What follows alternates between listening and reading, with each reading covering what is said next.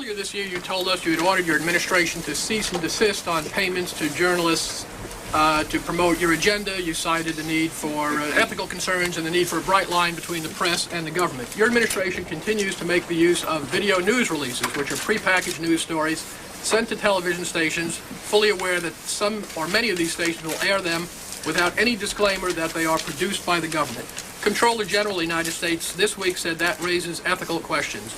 Does it raise ethical questions about the use of government money to produce stories about the government that wind up being aired with no disclosure that they were produced by the government?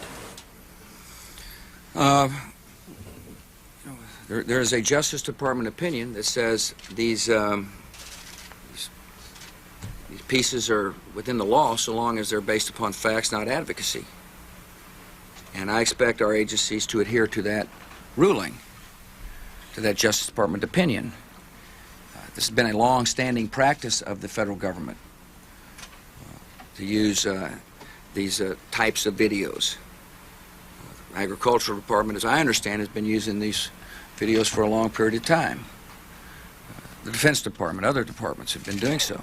It's important that they be based upon the guidelines set out by the Justice Department. Now, I think it'd be helpful if local stations then disclose to their viewers if that's, that this was based upon a factual report and they chose to use it.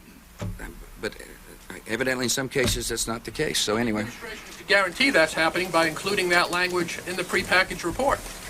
Yeah, I don't, look, oh, you mean a disclosure? I'm George W. Bush and I... Well, some way to make sure it couldn't air without the disclosure that you believe is so vital. Ken, I mean, there's a procedure that we're going to follow, and the local stations ought to, if there's a deep concern about that, ought to tell their viewers what they're watching. Yes, sir.